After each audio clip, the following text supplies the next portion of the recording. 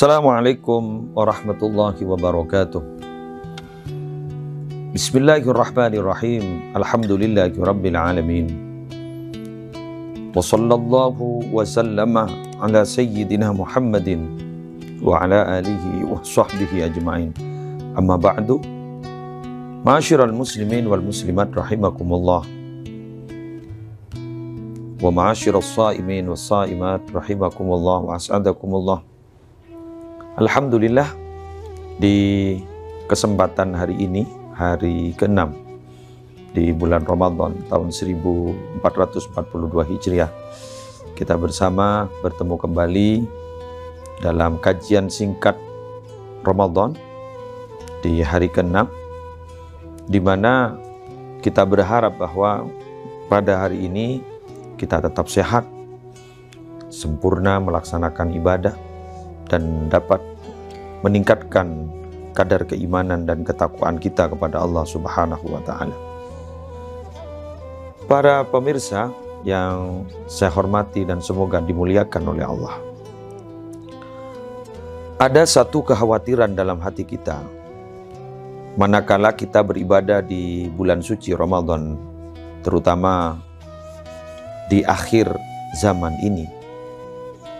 Seringkali kita mendapati beberapa ujian-ujian berupa pekerjaan-pekerjaan yang tidak diridhoi oleh Allah tampak di hadapan mata kita, sedangkan kita dituntut beraktivitas di luar rumah.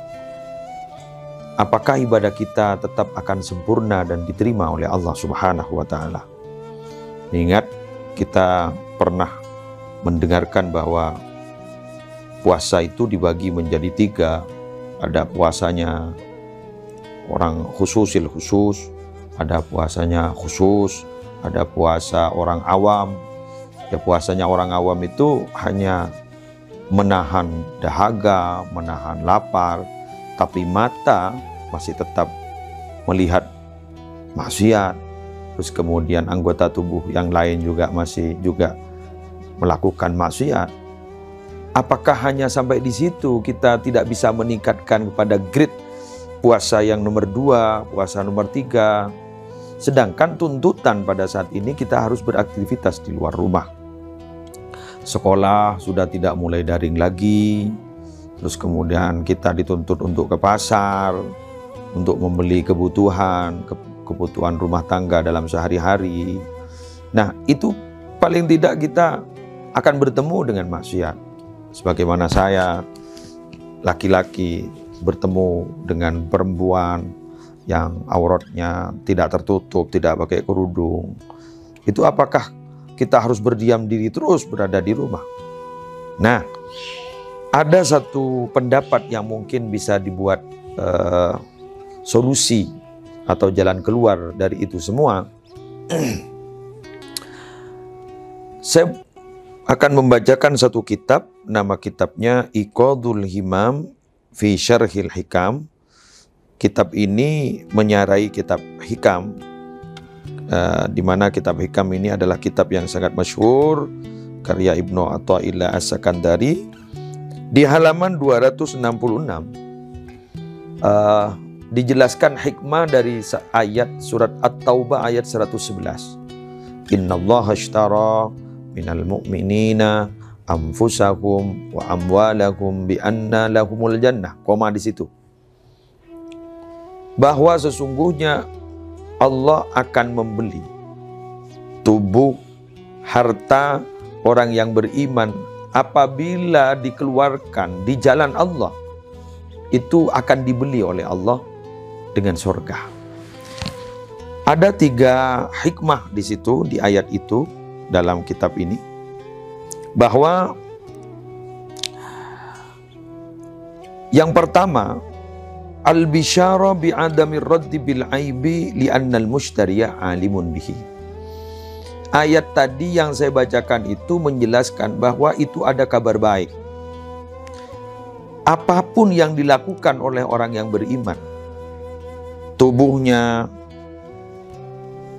dibuat untuk ibadah kepada Allah, sebagaimana kita berpuasa di bulan Ramadan saat ini, menahan dahaga, menahan lapar, terus kemudian memperbanyak sholat, memperbanyak sedekah, terus kemudian hartanya, ya harta dibuat sedekah.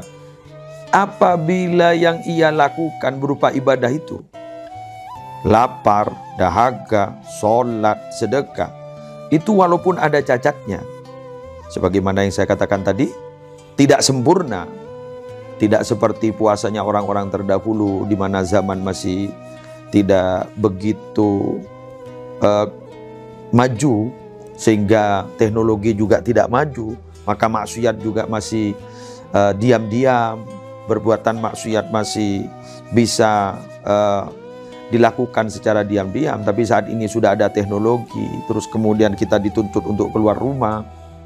Itu bagaimana?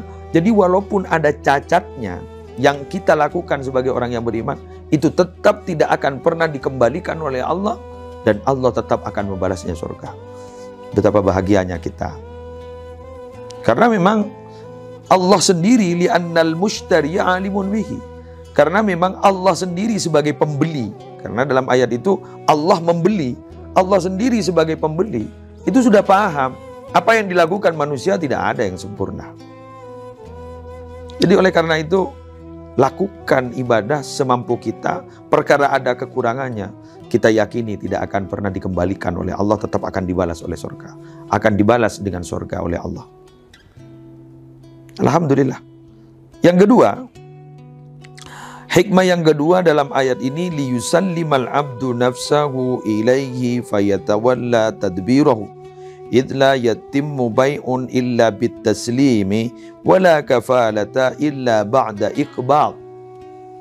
Yang kedua adalah, bila mana harta itu diberikan di jalan Allah, dikeluarkan di jalan Allah, tubuh itu kita pakai untuk beribadah kepada Allah, maka dengan cara seperti itu ketika kita berikan, tinggal menerima bayarannya.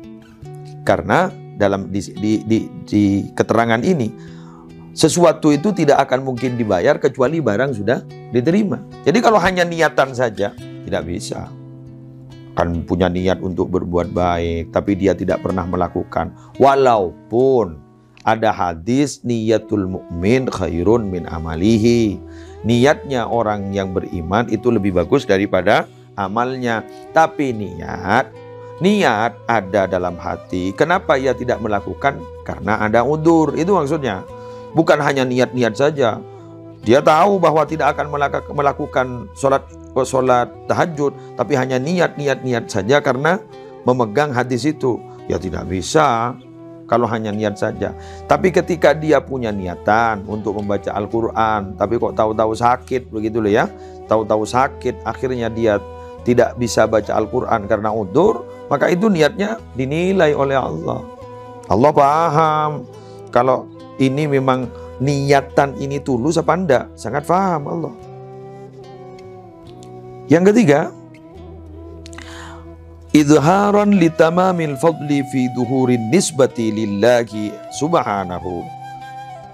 Jadi ayat ini menjelaskan, menampakkan bahwa apapun saja yang dinisbatkan dan digantungkan, dikembalikan kepada Allah, itu semua akan punya nilai luar biasa. Sehingga tidak berlebihan manakala ada seorang ulama menjelaskan, sholat saja tidak khusyuk, itu sudah anugerah dari Allah. Kenapa? Karena dengan dai kita saja diizinkan oleh Allah untuk bersujud di hadapan Allah, itu sudah fadl. Itu adalah sebuah anugerah besar dari Allah Subhanahu wa ta'ala. Kita saat ini juga, walaupun kita tidak sempurna, mata kita masih melihat maksiat, kadang masih mulut kita kadang-kadang keluar ucapan yang kurang bagus. Tapi itu memang dituntut kayak seperti sekarang, sudah zaman seperti sekarang. Mulut tidak bicara tapi tangan yang berbicara karena kita pegang HP. Tapi selama kita masih berusaha untuk memperbaiki diri, saya kira dengan adanya kita berpuasa di bulan Ramadan, ini sudah anugerah dari Allah Subhanahu wa ta'ala. Karena memang kita hidup di suatu zaman yang di zaman ini lebih banyak orang yang tidak mendukung perbuatan ibadah daripada orang yang mendukung. Sehingga orang yang memegang teguh agama Allah di akhir zaman, kal qabid alal jamrah, bagaikan orang yang memegang bara api. Saya doakan Anda semua bisa berpuasa di bulan Ramadan dengan sempurna, ibadah dengan sempurna, semuanya kembalikan kepada Allah. Insya Allah, Allah tetap akan membalas kita dengan surga Allah melalui pintu Rayyan. Subhanakallahumma wa bihamdika, asyhadu an la ilaha illa anta, astaghfiruka wa atubu ilaik. Wallahul muwaffiq ila aqwamit thoriq. Wassalamualaikum warahmatullahi wabarakatuh.